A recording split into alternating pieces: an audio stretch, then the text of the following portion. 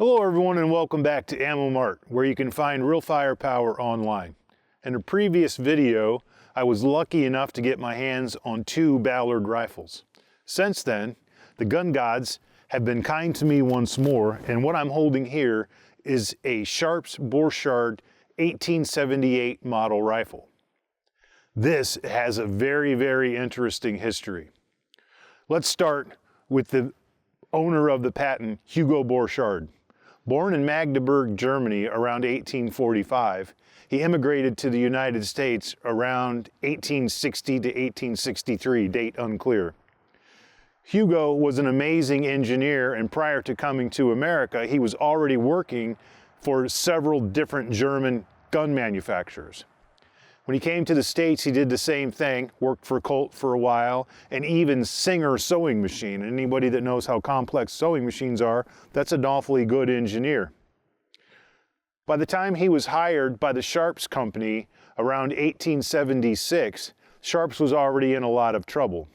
So in an attempt to save the company, they tried to use one of Hugo's designs, which would eventually become this rifle, the Sharps-Borchardt.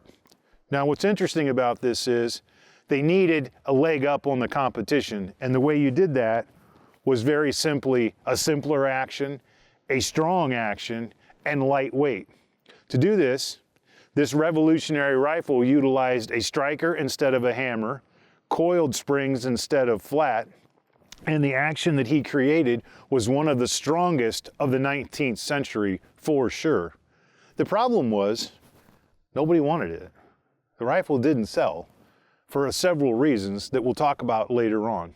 As you can tell, when we, meaning Buffalo Trading Company, obtained this in an auction, it did not have any sights on its 32-inch round barrel. So we just, for the demonstration, threw on this 1930s era Lyman scope, which is awesome. You see me doing this, that's because they didn't have any way at that time this was made to account for recoil, so you would have to reset this every time or the scope would break. Eventually they came up with a spring system. I'm sure you all have seen those, but still pretty cool. Now, because the Sharps-Borchardt action is so strong, I can shoot modern 4570 government ammo out of it, which of course it's chambered for. I'm going to start with a 405 grain lead head, maybe punch a little steel downrange and see how it goes. I haven't tuned the optic at all, but I think I'm going to be close at this range. So, of course, it's a little bit of a falling block design. One of the other peculiar things about the Sharps-Borchardt was it has, try to catch this on camera, a safety mechanism that sets itself every time the action works. So the shooter would have to deactivate the safety on every shot. I'm going to lay the rifle down, get my hearing on to preserve what's left of it, and see, tuck in tight here, cancel the safety, find the shot.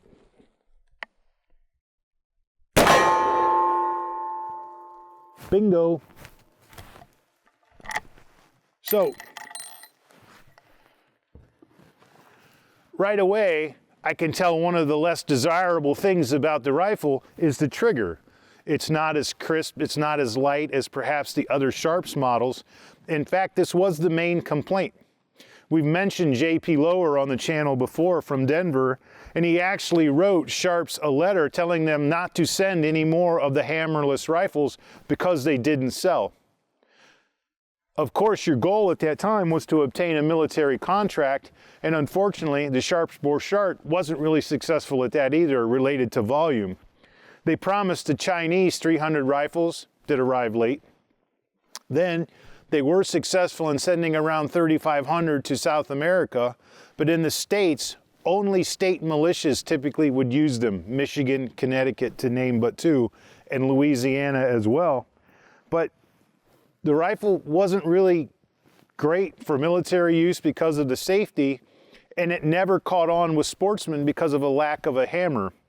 Due to that, there weren't very many made. Some estimate as little as 12,000 of the sportsman's version, 22,000 overall. So if you can get your hands on one and you can convert it over and you like 45-70 shooting, it's a good choice. The action's extremely strong, but not the preference of most people in the day. I'm going to load up a couple more.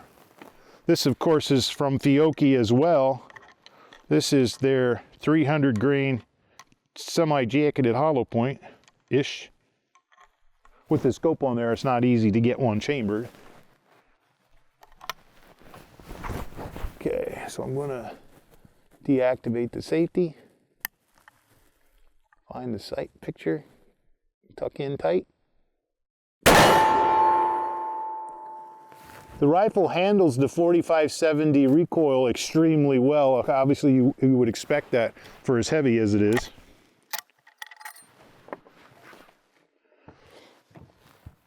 One of the other things that killed the Sharps-Borchardt was it came along too late to be an effective use for buffalo.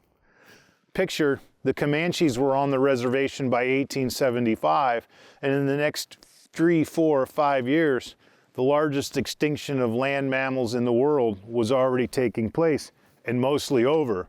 So not only was the Sharps not desirable by design, it also came too late.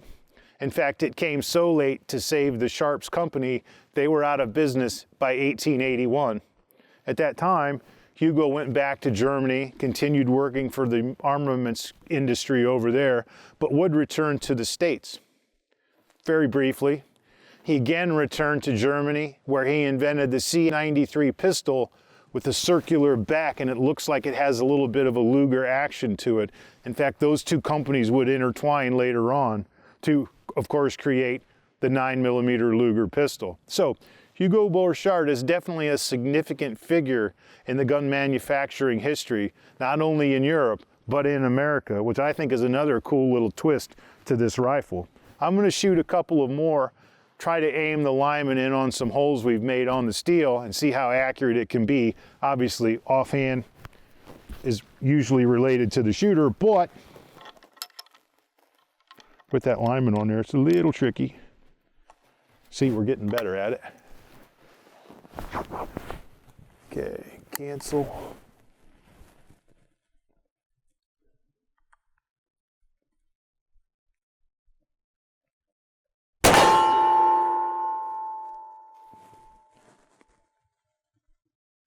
Looked right? Looked a little right. Yep. So, Matt agrees with me. It looked to me like it was a bit right, but the elevation was there. I'm going to try one or two more with the jacketed hollow point and then the lead head. It sure is fun to shoot.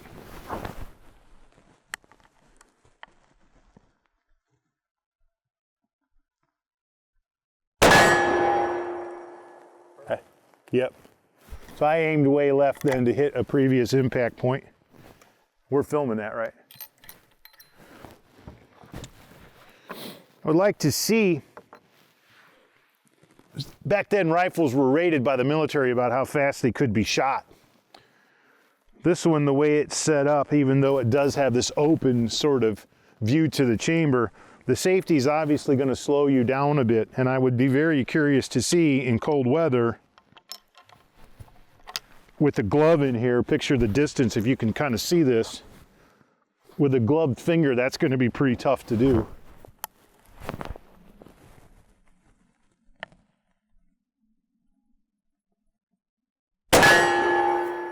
Should have been right there. A little low. Real close though. Yeah, it's still a very accurate rifle. If I had this rested, of course, we'd be doing a lot better. And once again, does handle the recoil quite well. The value on the gun is quite interesting. One's in better shape and in more original form. Still sell for around $3,500 at auction. Of course, this one here is probably a little closer to $1,500 or $2,000 because it's not original, of course. It would certainly appear that over time this barrel has been replaced because it lacks the normal Sharps markings you would find from the factory.